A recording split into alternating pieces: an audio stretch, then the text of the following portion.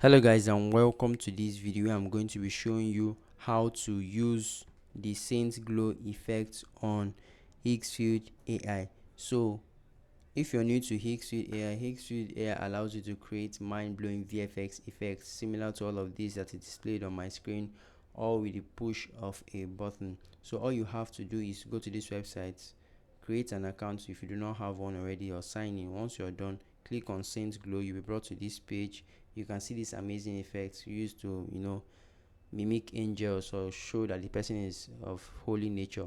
So you can click on generate, and then if when it's brought here, you can now upload the image you want to apply the effect to, and then describe your scenery or what you want to observe in the effect here. So once properly described, you can now choose your model. You can choose any model in this. Once you click on this model section, choose any of them, and then you can now click on generate. Within few minutes your video will be ready for download, and you can download it in this area.